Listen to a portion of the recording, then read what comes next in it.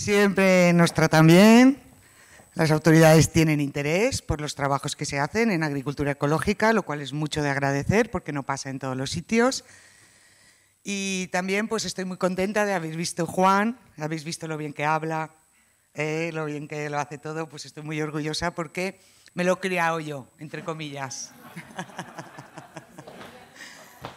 El trabajo de ser docente es un trabajo que uno siembra y raras veces puede ver lo que recoge. Entonces yo pues tengo el placer de colaborar con Juan, ayudarle en su formación como investigador, que es un gran investigador y es una persona que es muy movilizadora y muy capaz de hacer muchos proyectos.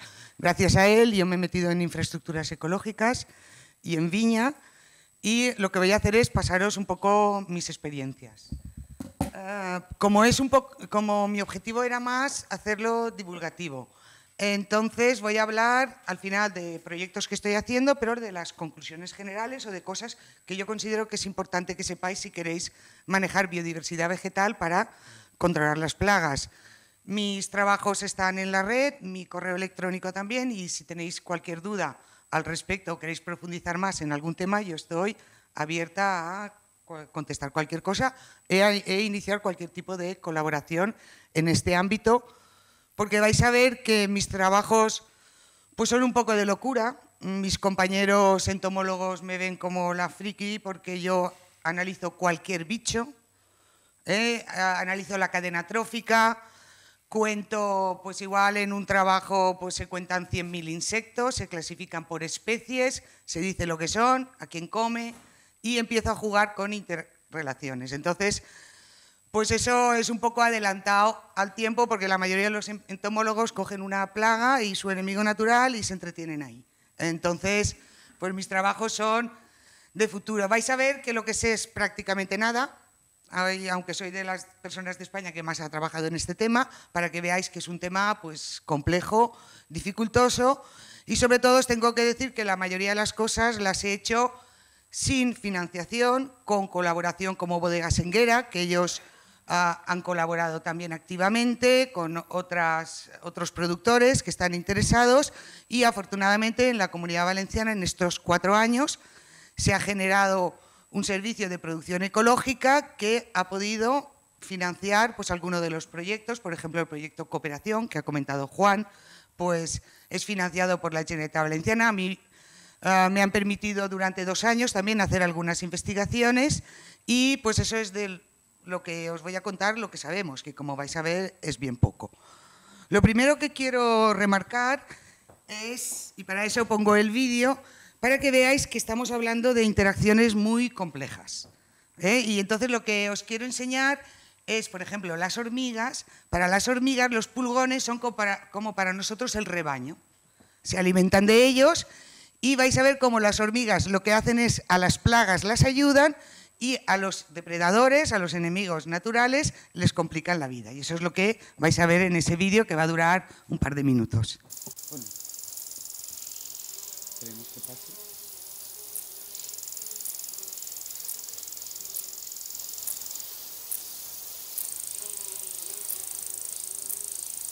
La mariquita, el depredador.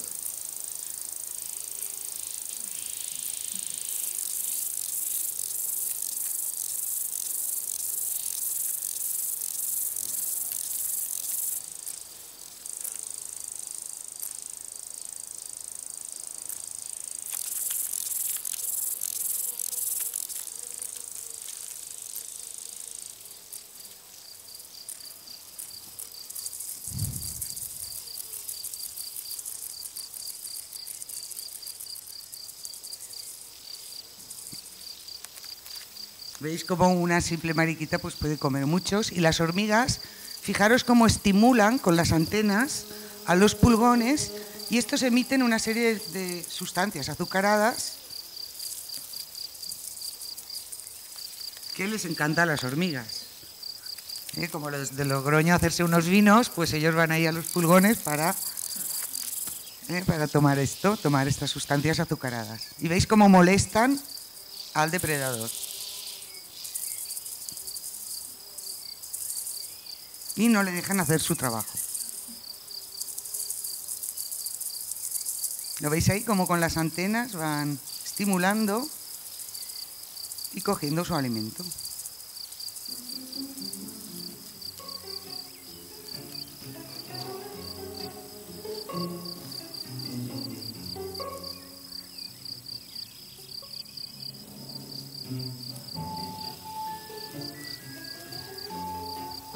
Vais a ver cómo no somos tan distintos, somos todos seres vivos. Si no comemos, pues hay otros entretenimientos.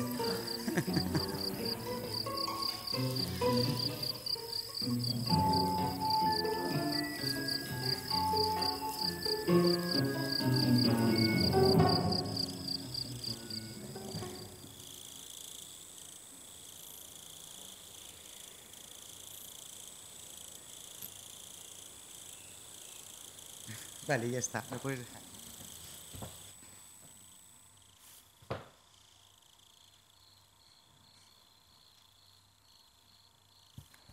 Y ahora paso ya a la presentación. Voy a hablaros un poquito de introducción de qué es eso de usar las plantas para controlar las plagas. Lo que sí que hicimos una actividad en el congreso de la SEAE que se dio aquí hace no mucho tiempo.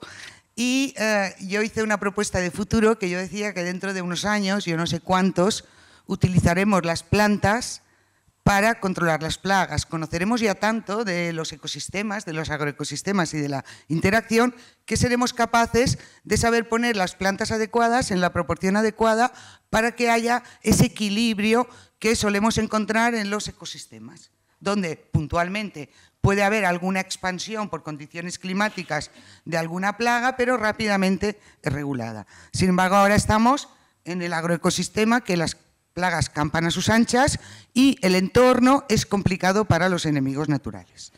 Después hablaré de algunas experiencias y conclusiones.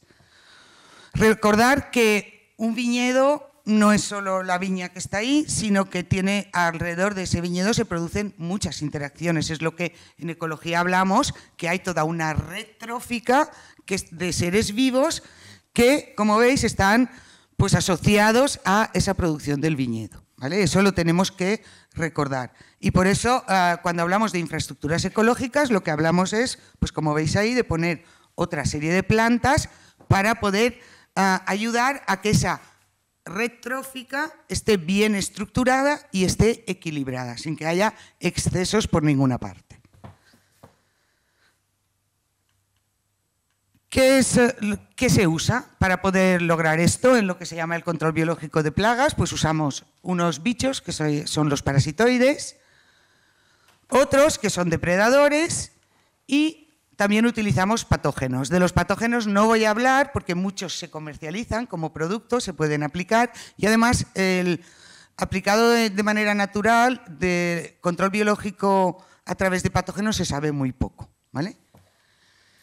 Los depredadores son unos organismos fascinantes. Son unas pequeñas avispillas, algunos tienen menos de medio milímetro, pero tienen todo un cerebro bien desarrollado y tienen un sistema muy sofisticado de vida. Son capaces no solo de encontrar a su presa, sino que son capaces de hipnotizarlas y manejarlas a su antojo. Y os voy a poner un ejemplo para que lo veáis. Vale, dale al play un momentito. Vale, ¿veis ahí? Es una cucaracha, el parasitoide le acaba de inyectar algo en el cerebro. Intenta, como aún no ha hecho efecto, esa sustancia hipnótica intenta moverlo, pero evidentemente la cucaracha se resiste. Y ahora ya empieza a hacer efecto la droga. Y veis cómo se la maneja a su antojo. Es mucho más grande que ella, mucho más fuerte. Se la maneja tanto que hasta la mete en lo que va a ser su tumba.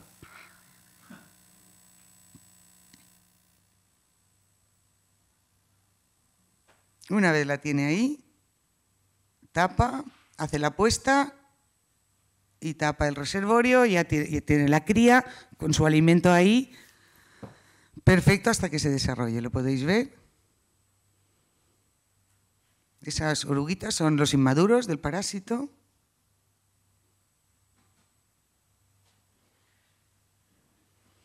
Esas son todas las fases. Pupa. Y al final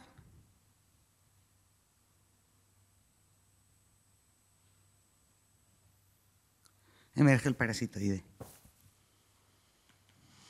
Así que veis que pues no estamos solos, la naturaleza pues ya se ha ocupado de encontrar pues todo tipo de interacciones y de organismos que regulan a otros organismos. Este es un estudio, este vídeo, ponlo también, es una araña, un bicho acaba de, veis que la araña había hecho su tela de araña, le acaba de poner un veneno, el parasitoide, y la araña cambia su comportamiento, de tal manera que, como veis, rompe la estructura de la tela de araña original y prepara la estructura de lo que también va a ser su tumba. ¿Veis que va cambiando? Es decir, que le inyecta una sustancia que es capaz de cambiar su comportamiento. Porque el otro solo estaba atontado y se dejaba arrastrar, pero este es capaz. Y veis que lo que está haciendo es preparar como una bolsa bien atada y allí dentro, y cuando acabe se va a poner la araña dentro. Y cuando se ponga dentro, el parasitoide irá, le inyectará otra vez un veneno que la matará y los huevos de su cría. ¿Veis cómo va cambiando? Por lo tanto, la naturaleza de por sí ya ha desarrollado estrategias muy buenas de control de plagas. Lo que nosotros tenemos que hacer es intentar ayudar a que estén muy presentes en el cultivo y a que hagan bien su labor con las menos interferencias posibles. Los parasitoides, muchos son muy específicos, es decir, que como si ponen el huevo dentro de su presa, el sistema inmunitario del insecto también existe y funciona a su manera. ¿Cómo lo hacen? Si llega un cuerpo extraño a un insecto, lo que hace es que se llama encapsularlo. Crea una película que lo encapsula totalmente y ese ser que ha entrado pues, se muere al final. Entonces, los parasitoides que son capaces de poner un huevo dentro de otro insecto han coevolucionado con ellos para que el sistema inmunitario del insecto sea capaz de identificarlo como algo propio.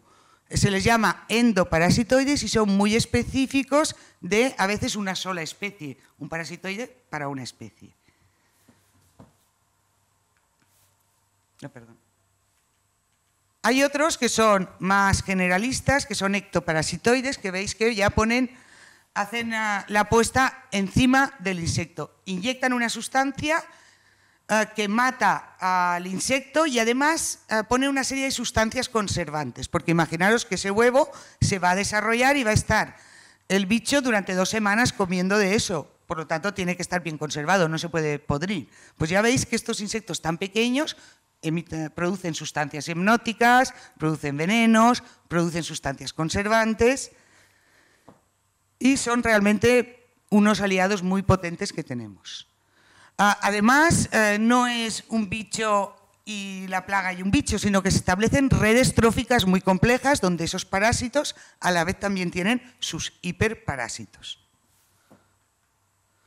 Perdón. Y otra cosa es que un mismo insecto, como pasa varias fases, varios estadios distintos en su vida, también puede tener distintos parasitoides atacándole a lo largo de su vida. ¿Qué otra cosa interesante tienen? Pues que necesitan, y ahí es donde entra la ayuda de las infraestructuras ecológicas, necesitan proteínas para poder generar los huevos, para poder hacer la puesta, y necesitan hidratos de carbono como energía para vivir. Entonces, aquí podéis ver lo que son las picaduras alimenticias y algunos insectos son tan listos que se hacen hasta como una especie de pajita. Por ejemplo, la figura que veis allí, el parasitoide se alimenta de esas orugas que están en el interior de la madera. Entonces lo que hace es que con el ovipositor que veis ahí, hace una especie de tubo y, como veis en esta imagen, hace una especie de pajita sobre la presa y se la chupa, para que veáis que son bastante sofisticados. Y ahí tenéis otros 2 parasitoides que han hecho una picadura en sus respectivos presas y se están alimentando de ellas. Por lo tanto, los parásitos realmente matan más que solo comer directo, solo de poner el huevo, sino que además también hacen picaduras alimenticias, por lo tanto causan más mortalidad. Y además los hidratos de carbono son súper importantes para ellos, de tal manera que han hecho estudios y han visto que cuando un parasitoide emerge, normalmente solo tiene como mucho energía para 48 horas de vida. Por lo tanto, es súper fundamental que tengan ese aporte de hidratos de carbono, que incrementa la esperanza de vida de hasta 20 veces, hace que el periodo reproductivo sea más largo y además hace que los huevos maduren más rápidamente. Por lo tanto, un parasitoide que tengamos bien alimentado, pues va a tener mayor capacidad de controlar las plagas. El otro grupo importante son los depredadores. ¿Y por qué los separamos? Porque es que tienen una manera de funcionar tan distinta que para estudiarlos bien y conocerlos los tenemos que separar. Los depredadores lo que hacen es que son muy grandes y se comen a muchas presas. Además, son muy activos buscándolas, suelen ser muy voraces. Muchos estadios se alimentan de ellos, por ejemplo, las mariquitas, conocemos bien los adultos, pero los inmaduros también están, venga a comer pulgón y venga a comer pulgón. Y además son bastante generalistas. Por ejemplo, para estos depredadores es muy importante que tengan un refugio o que puedan tener presas alternativas de las que alimentarse cuando la plaga no está activa. De ahí que las plantas también tengan ese papel importante. Y además algunos son capaces de, si no comen plaga, pueden alimentarse de polen, como los fitoséidos, pueden alimentarse de néctar y pueden sobrevivir. Por eso la diversidad vegetal ayuda a mantener y aumentar las poblaciones tanto de depredadores como de parasitoides. ¿Vale? A ver. Dale ahí. Nada, los depredadores normalmente lo que hacen es que son muy activos. Esa es... Perdón. ¿Puedes bajarle la voz un poquito? Esta es una curiosidad porque si cogéis cualquier libro de entomología os van a decir que todos los lepidópteros son fitófagos, pero no, siempre hay excepciones. El 100% nunca existe en la naturaleza. Y este es un ejemplo de un lepidóptero, de un tipo de mariposa que es depredador. Normalmente lo que hacen es ser muy rápidos, por eso esa es su ventaja, pero este actúa de una manera un poco especial y es que se mimetiza con el entorno. Lo vais a ver, que va un poco lento, pero ya empieza.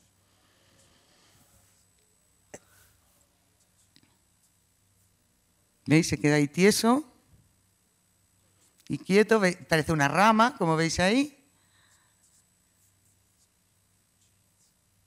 Y cuando pasa el insecto ya veis que tienen que ser muy rápidos y muy voraces. Para que veáis cómo funciona. Entonces este es generalista, se come todo aquello que vaya volando que pase por delante de él. Pero el hecho de que sean generalistas no quiere decir que no sean interesantes, muy al contrario, son muy importantes. ¿Qué ha pasado? Que en entomología se les ha estudiado poco porque no puedes asociar fácilmente que gracias a este bicho una plaga te baje, porque como son tan generalistas, entonces es complicado estudiarlos y no se les ha dado el peso que tienen. Pero, por ejemplo, se considera que muchas especies invasoras, ahora que no paran de llegar con la globalización plagas nuevas, especies invasoras, tener una buena batería de estos depredadores generalistas puede hacer que cuando llegue una plaga nueva que empieza a invadir un territorio, se la coman y evitemos las invasiones. Por lo tanto, para luchar contra pues la pérdida de biodiversidad es muy bueno mantener a estos enemigos naturales. Aquí tenéis algunos ejemplos, pues ya ha hablado Roberto de los carábidos, hay insectos que están en el suelo, las mariquitas, para que veáis, este es un estudio que hemos hecho en Valencia. Esta es la mariquita, pero para que veáis cuántos coccinélidos hay y qué pequeñitos son algunos, pero hacen un gran papel en el control de plagas. ¿Vale? Estos son los grupos más importantes que voy a pasar rápido. Espera, si me deja. Vale. Y después, cuando hablamos de control biológico de plagas, normalmente se utilizan 3 estrategias. Una es, cuando nos llega una plaga invasora, nos vamos a, como no tiene ese parasitoide específico, que se lo he enseñado yo, que ha coevolucionado con la plaga, nos vamos a la zona de origen de esa plaga, buscamos ese parasitoide específico y lo traemos. ¿Para qué? Porque como es específico solo de esa especie, no va a afectar al agroecosistema. Eso es lo que se llama el control biológico clásico, que es lo primero que se desarrolló. A finales del 1800 ya se hizo el primer programa importante de control biológico de plagas, es decir, que esto ya lleva tiempo y pues ha funcionado muy bien. Cada vez ahora se hace menos porque los estudios específicos para demostrar que no se afecta a la biodiversidad pues son muy costosos y difíciles de financiar a veces. El siguiente método que hay es el incremento, que es cuando yo uso los insectos como si fuesen un plaguicida, entre comillas, no tiene nada que ver, pero quiere decir que cuando tengo un problema puntual de una plaga, compro los bichos y los suelto. No funciona como un plaguicida, ni mucho menos, porque tengo que soltarlos antes, no cuando la plaga está en el máximo. Tengo que saber la biología, es más complicado, pero se hace. Y por último, lo que yo voy a hablar, que es la estrategia que se habla de conservación de enemigos naturales. Es qué hacemos para mejorar el entorno para que esos enemigos naturales aumenten en su proporción. Por ejemplo, la conservación de enemigos naturales es algo que se ha desarrollado mucho a partir de este siglo XXI, porque antes son estudios tan complejos que antiguamente, cuando se hablaba de control biológico por conservación, siempre se hablaba de las técnicas que eran reducir los plaguicidas, hacer los plaguicidas en cebos, es decir, todo aquello que minimizara el impacto de los plaguicidas para que hubiese más entomofauna auxiliar, más bichos buenos. Sin embargo, ahora lo que ya estamos preparados a nivel científico para empezar a ver cuáles son esas prácticas que los pueden beneficiar. Y para eso entra todo lo que yo os digo del uso de plantas para controlar las plagas.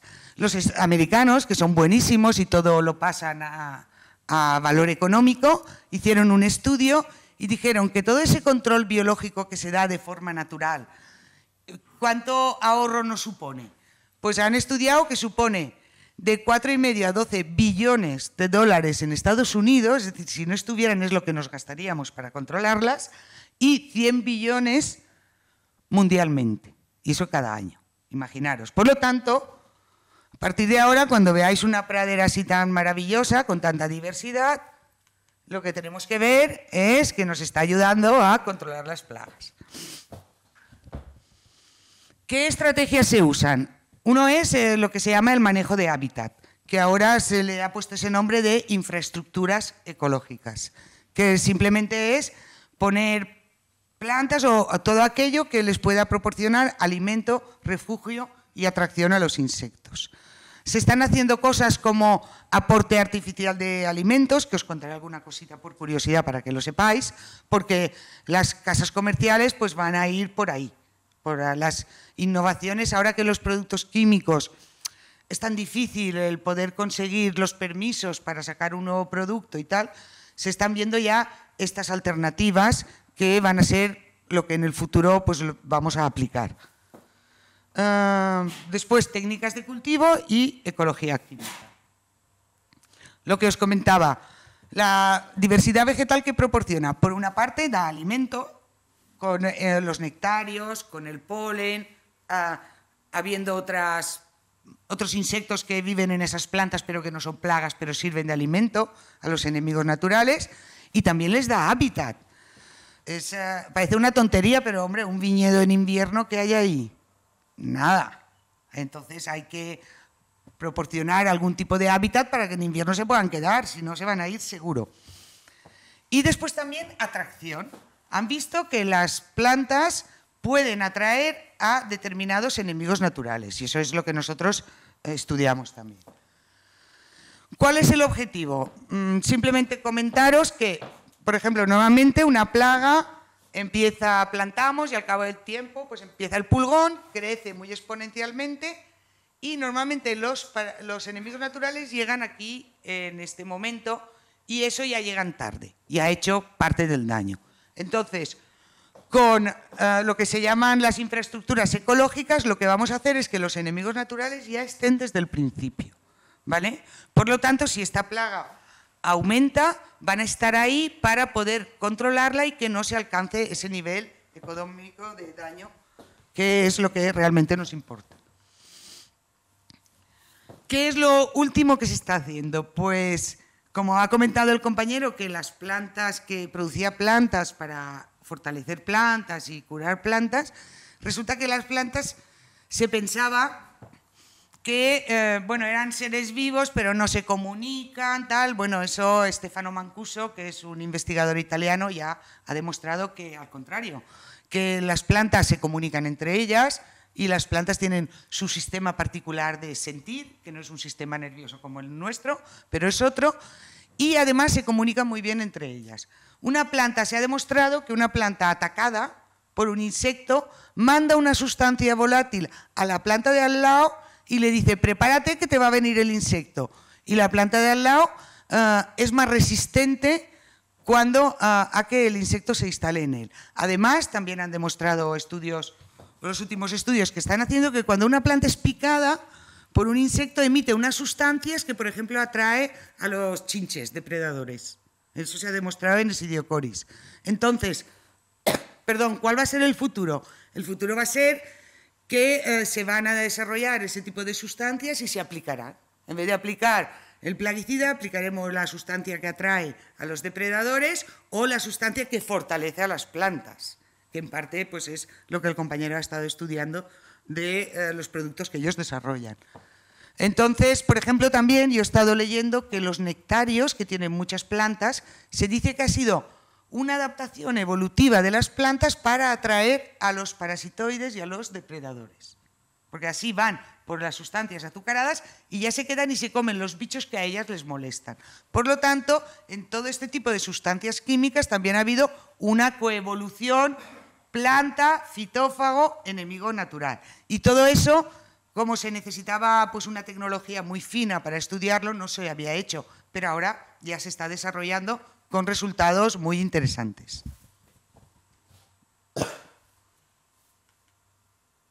Por ejemplo, hubo un señor en África que ha inventado un sistema de cultivo que es maravilloso. Ahora, este señor se pasó su vida buscando esas plantas. Creo que testeó e investigó más de 500 plantas y ha desarrollado un sistema en África para poder cultivar el maíz y que la polilla no le ataque. Entonces, ¿cómo lo hace? Descubrió que hay una planta que se llama Desmonium que molesta a la polilla cuando llega. Entonces lo que hacen es, si lo veis aquí, plantan el maíz y intercalado el Desmonium. ¿Vale? Que esa planta repele a la plaga y además alrededor ha puesto un tipo de sorgo que lo que hace es que es más sensible a la plaga que lo que es el maíz. Por lo tanto, si una palomilla llega hasta aquí, este olor la molesta y esta planta la atrae. Entonces, deja de atacar al cultivo. Y además, este Desmonium y esto de aquí después lo pueden usar para alimentación del ganado. Por lo tanto, ha desarrollado un sistema que le llaman push and pull, porque te empuja y te atrae, que la verdad es que es perfecto. Pues tenemos que, con el tiempo acabaremos desarrollando sistemas así. Y ahí sabremos que combinando plantas, que tendremos que buscar que ambas plantas que plantemos tengan pues una utilización, podremos gestionar mucho mejor la sanidad vegetal de los cultivos. A ver. Este es un estudio, esto salió en el periódico hace nada, y veis, esta modesta flor puede acabar con una devastadora plaga que afecta a los tomates. Es el tajete, el clavel del moro, que se llama, pues lo que hicieron fue en un invernadero plantarlo al lado de las tomateras y vieron que la mosca blanca le molestaba ese olor y no iba bien. Por ejemplo, yo he mirado cuál es la sustancia y es el limoneno.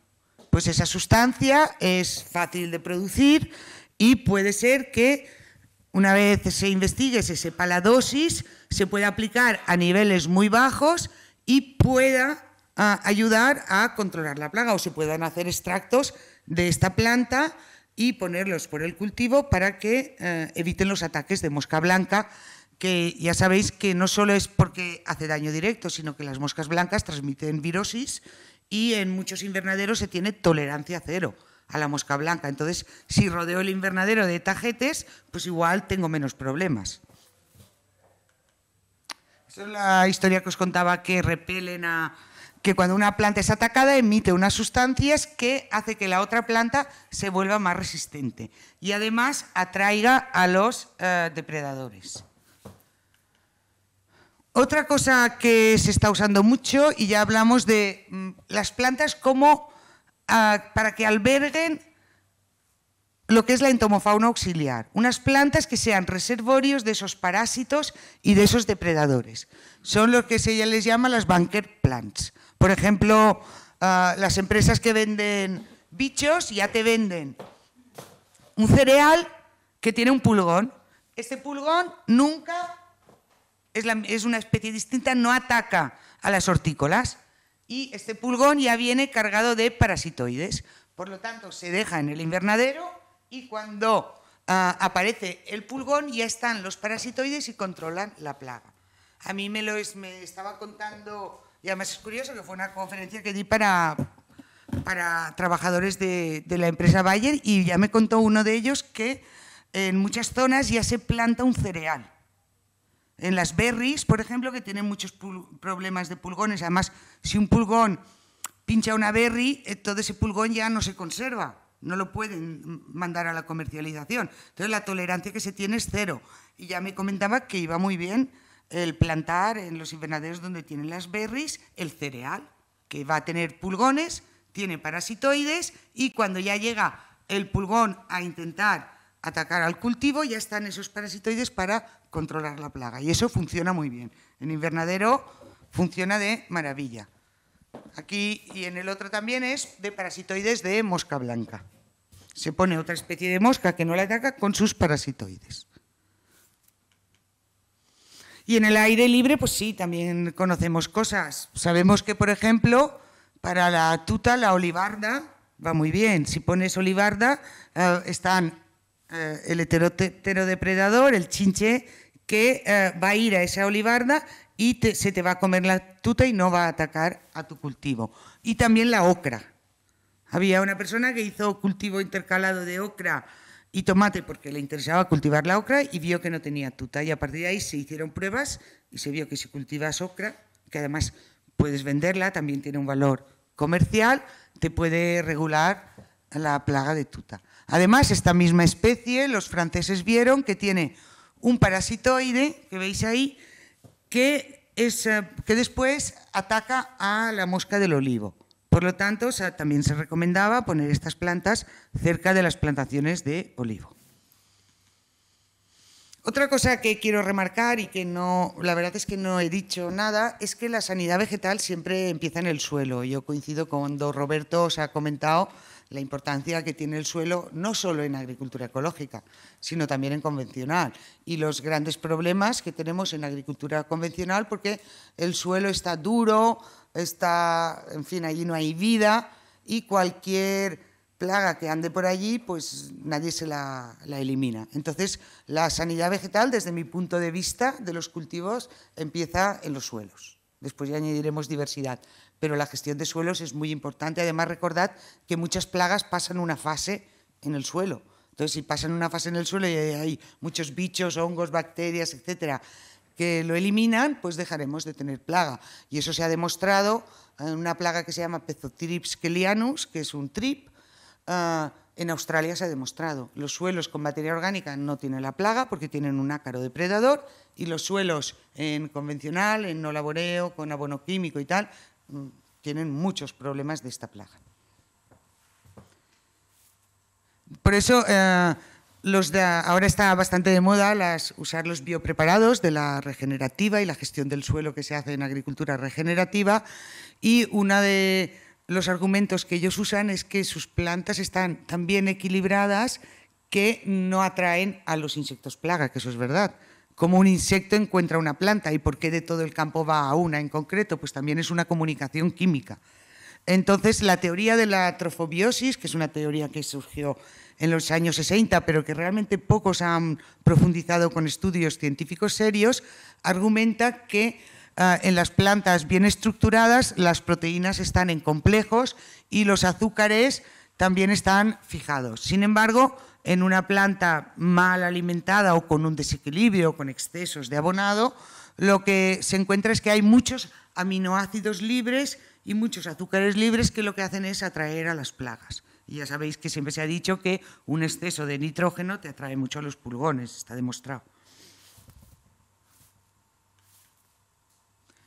El aporte artificial de alimentos, como os digo que es una cosa en el futuro, por ejemplo, una Altea hizo una tesis allí en la Universidad Politécnica y ella mostró que si a los afitis, que es un parasitoide muy importante, una plaga clave de cítricos, cogen a los afitis, se van, se extraen los azúcares, se analiza qué azúcar le gusta más, se genera artificialmente y se aplica por el árbol y entonces allí tienen sustancias azucaradas para alimentarse. Nosotros con la diversidad vegetal pretendemos que no haga falta aplicar esto, pero que sepáis que la tendencia de productos nuevos que van a salir va a ir por ahí. Y lo de las hormigas, que el vídeo era por esto un poco, las hormigas ya habéis visto que cuidan a los pulgones, a los cotonets, etcétera, pues también se ha hecho lo mismo. Se ha analizado, este estudio se ha hecho en la Comunidad Valenciana, puede que en otras zonas sea distinta, pero se ha mirado qué azúcares tenían las hormigas que estaban por los campos de cítricos valencianos. Se ha visto que el azúcar que más le gusta es el azúcar del cotonet, de Planococcus citri.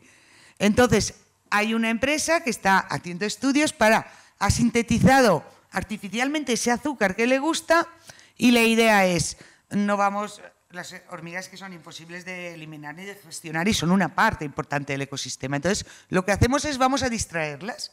En vez de que ellos tengan que cultivar o cuidar a los pulgones y a los cotonets, les damos esa sustancia azucarada que ellos buscan para que la tengan a pie de árbol.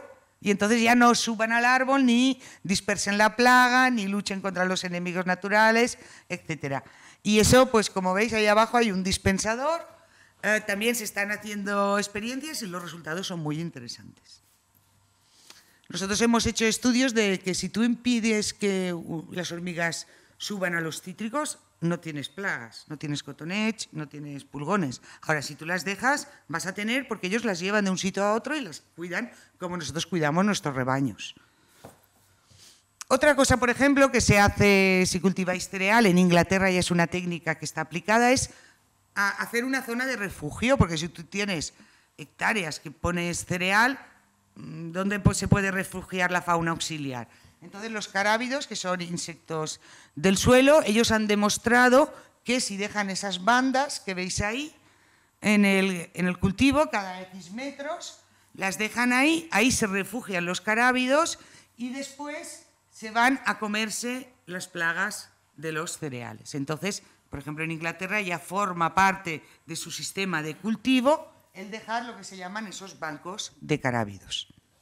¿Vale? Ya veis que os he puesto ejemplos de plantas que atraen enemigos naturales, ¿vale? Otras que lo que hacen es tener plagas alternativas y llegan los enemigos naturales ahí, pero a veces solo proporcionando refugio y hábitat es suficiente, como pasaba, como nos comentaba Juan en el caso de los murciélagos, que solo dándoles las cajas nido ya les proporcionas el hábitat y ellos se quedan. Pues con los insectos también pasa eso. Cuando hablamos del manejo de hábitat, como había hablado Juan B, hay que hablar a muchos distintos niveles. Uno es lo que yo puedo hacer en la parcela, otro es lo que yo puedo hacer en mi zona y otro ya es un diseño paisajístico. Eso del diseño paisajístico no solo está el proyecto que nos ha enseñado del Biodivine, sino que hay muchos proyectos así, y os los voy a enseñar, que se juntan para hacer estudios del paisaje y poner diversidad en todo el paisaje. Y otra cosa importante del manejo de hábitat es que no es lo mismo si estamos hablando de un cultivo hortícola, que cada pocos meses cambias el cultivo y lo alteras todo, de unos frutales caducos que pierden la hoja en invierno, de unos frutales perennes. Cuanto más estable es el ecosistema, menos necesidad tiene de poner esas plantas alternativas que les den el hábitat. Y cuanto más inestable es el cultivo, más necesidad tiene. En Valencia, en muchos productores hortícolas ya tienen bandas florales alrededor de la parcela, además de plantar plantas intercaladas, ¿vale? Pues lo que os comentaba, alta diversidad o baja diversidad. Pues normalmente cuanto más diversidad tienes, más se autorregula ese ecosistema. Y entonces, ¿qué hacemos cuando tenemos un paisaje así? ¿No hay solución? Pues sí, hay soluciones que pueden ir no solo como tú a nivel de parcela, sino a nivel comunitario. Y Europa ya ha financiado varios proyectos, los holandeses son líderes en eso, en hacer diseños del paisaje con infraestructuras ecológicas. Se juntan los agricultores, se juntan ingenieros, se juntan paisajistas y juntos diseñan el paisaje de la región con el objetivo de tener zonas bastante conectadas, interconectadas entre sí, haciendo corredores para que los insectos puedan manejarse por todo ese agroecosistema sin impedimentos y puedan alcanzar toda la parcela, y eso hace que todos los insectos puedan actuar como una metapoblación. ¿Eso qué quiere decir? Que al actuar cada subpoblación, estar conectada y actuar como lo que se llama una metapoblación, es más estable esa población, se puede mantener más en el tiempo, puede durar más. Por ejemplo, ¿qué es lo que sabemos? Pues los americanos dicen que si tú dejas un 20%, mínimo un 20% de lo que es tu granja con diversidad vegetal, ya se te mejora de forma significativa la gestión de plagas. El problema que tenemos es que las plagas van muy bien con los monocultivos, pero para poder atraer a esos enemigos naturales necesitamos más complejidad. El monocultivo no le gusta a los enemigos naturales. Son más exigentes. Les tenemos que adecuar más el hábitat para que se queden.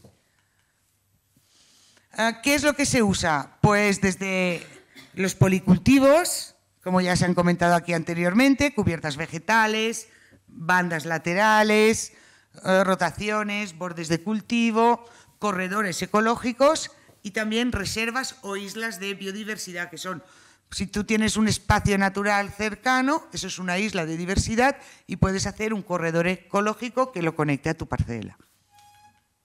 Aquí tenéis ejemplos: cubiertas vegetales, setos, márgenes, islas de diversidad, corredores ecológicos.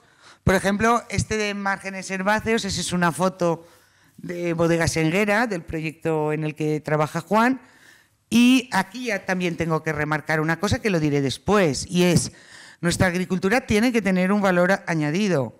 Entonces, tenemos que vender nuestra diversidad, porque por precio no vamos a poder competir. Hay muchos países menos desarrollados cuyos salarios son mucho más bajos, entonces a nivel duro y puro económico, a nivel de costes, es imposible que podamos competir. Por lo tanto, tenemos que ofrecer una calidad que el consumidor prefiera, por ejemplo, prefiera las naranjas de Valencia, que yo os aseguro que reciben muy pocos tratamientos, que las naranjas de Egipto, que, en fin, yo no sé qué productos usarán allí, pero seguramente estarán autorizados algunos que aquí no lo están, ¿entendéis? Y la gestión que se hace allí.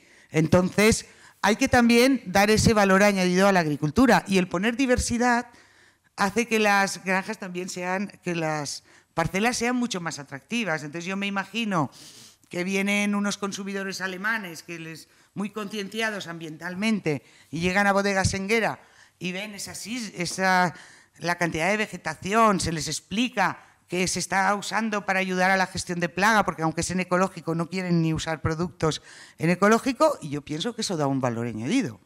Entonces, eso también lo tenemos que explotar porque tenemos que pervivir. Y, por ejemplo, en Valencia ahora tenemos el problema de las naranjas, que es un desastre. Tenemos una tierra estupenda, un clima maravilloso, un gran saber de nuestros agricultores, una gran experiencia que saben manejar, que son espectaculares los agricultores que tenemos allí, y nos están hundiendo la agricultura, totalmente. Entonces, como no pongamos valor añadido a nuestro producto, como no pongamos valor, oye, esto es minifundista, estas naranjas están cuidadas casi como si fuesen los hijos del agricultor, porque es nuestra agricultura, y comprando eso nos la potenciarás, pues no vamos a poder hacer nada frente a Egipto, frente a Sudáfrica. Eso está seguro.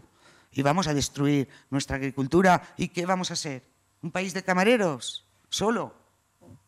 Entonces, esa es una reflexión que como consumidores y también desde el punto de vista de las administraciones, ¿cómo podemos ayudar a esta gran cultura de agricultores, que somos generaciones y generaciones de agricultores que han estado poblando este territorio, viviendo dignamente, que no podamos vivir dignamente ahora o que no puedan vivir? Eso es realmente muy preocupante. También, por ejemplo, pues ya hay guías que dicen ¿qué bicho qué necesita? Porque yo en función de las plagas más importantes que tengo, puedo diseñar la parcela conforme tengo. ¿Cómo voy de tiempo? 10 minutos, vale. Joder, pues no os he explicado ni las experiencias. ¿Cuánto se amortiza en 5 años? En 5 años dicen los estudios americanos que tú haces una inversión de infraestructuras y a los 5 años lo que te has ahorrado en productos para gestionar las plagas ya lo tienes todo amortizado.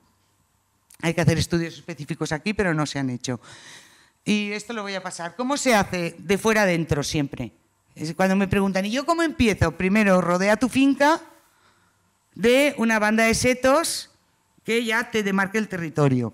Después te vas a las zonas que tienes sin cultivar, actúas allí y lo último, ya te vas a la zona de cultivo. También hay una dinámica para empezar a introducir diversidad. Los americanos han hecho eso, que eso es lo que yo quiero hacer. ¿Ves? Cada planta y al lado pone enemigos naturales. ¿Potencia los enemigos naturales o no? Una estrella a 3. Está mucho y está poco. Fácil de leer y mi ilusión es poder hacer pues, guías así también de nuestras plantas mediterráneas. Y también hace si atrae abejas o no, si es buena o no para atraer abejas y el momento de floración para que tú puedas diseñar unas infraestructuras ecológicas que te permitan tener floración prácticamente todo el año, porque así vas a tener alimento para la entomofauna auxiliar todo el año. A ver, voy a pasar, esto paso. Joder, es que no me va a dar tiempo. ¿Me puedes enchufar eso?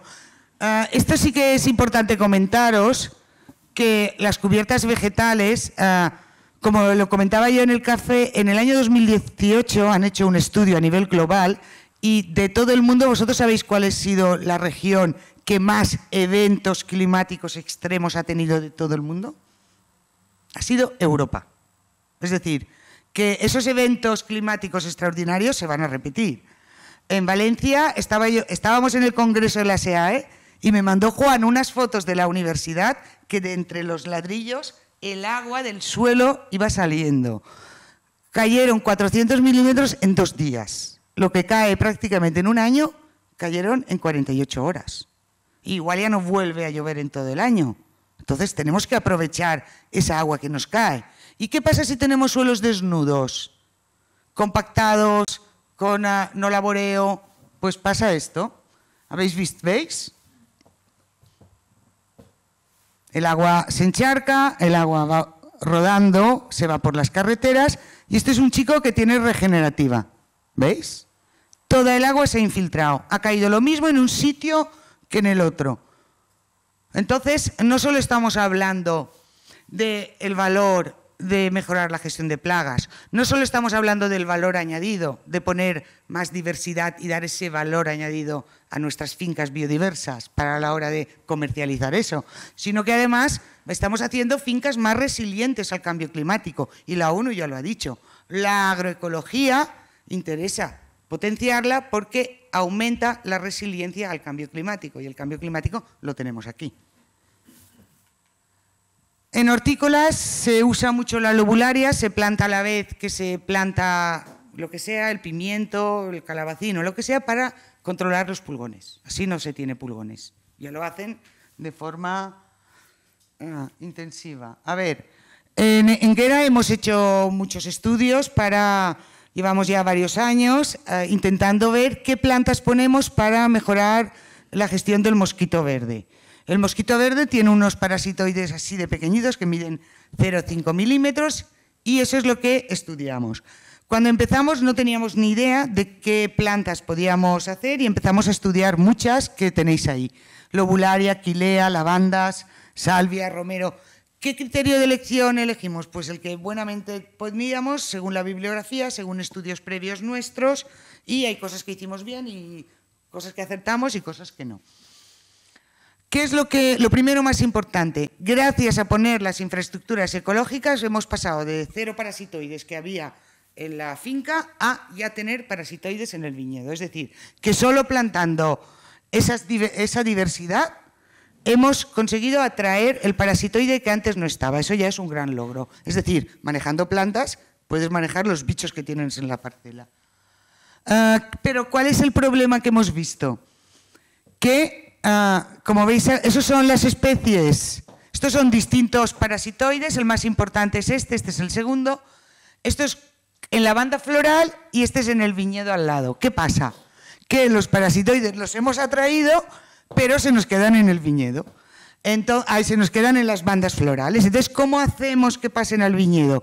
Pues hemos estado probando, por ejemplo, hacer podas. En la época adecuada podamos la planta y estimulamos que los parasitoides vayan al viñedo.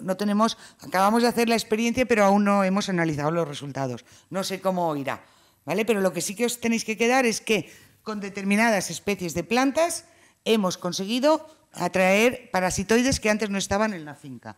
Otra cosa importante, hay que poner cualquier planta, hay que ser delicados, sobre todo con el mosquito verde, que es una plaga muy, muy complicada y cada vez más importante, no solo en viñedo, sino en toda la zona del sudeste español y bastante difícil de regular. ¿Qué hemos visto? Lo primero que nos preocupaba es o si el mosquito verde va primero a las plantas que hemos plantado y después se va al cultivo. Pues eso nos pasó. Si veis aquí en rojo está el mosquito verde en la vid y vemos que empieza antes en los setos. Y cuando nos vamos a ver los setos, estos son los distintos setos, y vemos que se va todo al romero.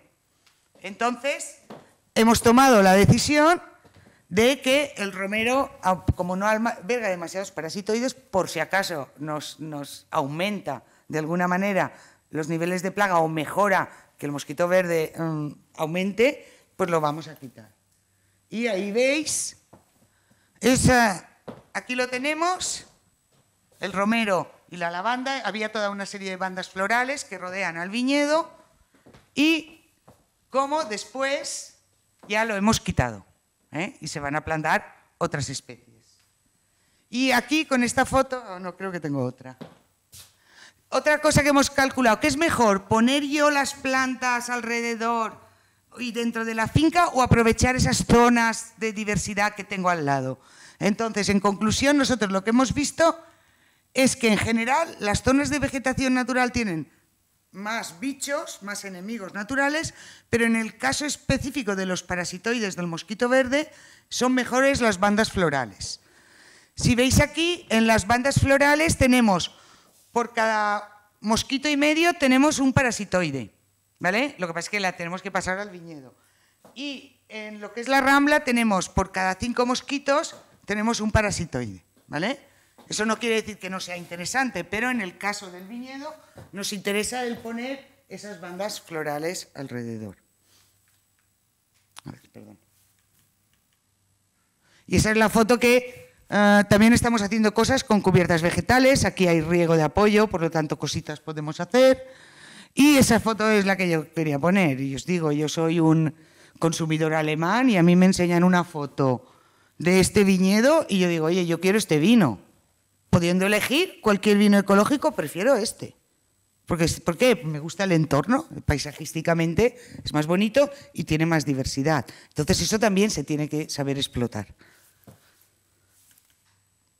Por ejemplo, este es un viñedo de un señor que ha hecho una gran inversión, plantó un viñedo en espaldera para viña de mesa y lo tiene todo destrozado de mosquito verde. ¿Por qué? Veis que tiene diversidad debajo, pero no se ha plantado la diversidad adecuada y a veces puede haber problemas. Con eso digo que yo estoy a favor de la vegetación natural y de más diversidad, pero ante determinadas plagas hay que ser muy delicado de qué plantas recomendamos. En cuanto a frutales, voy a ir rápido, 2 segundos. El cítrico, esto es la cantidad de bichos que tenemos son frutales, es en ecológico. Lo que os decía yo, el cítrico normalmente tiene un hábitat muy bueno para los enemigos naturales. El granado intermedio y el caqui horrible, no hay ni un bicho. Por lo tanto, al caqui hay que reforzarle. Tiene mucha más necesidad de entomofauna auxiliar que los otros 2 cultivos.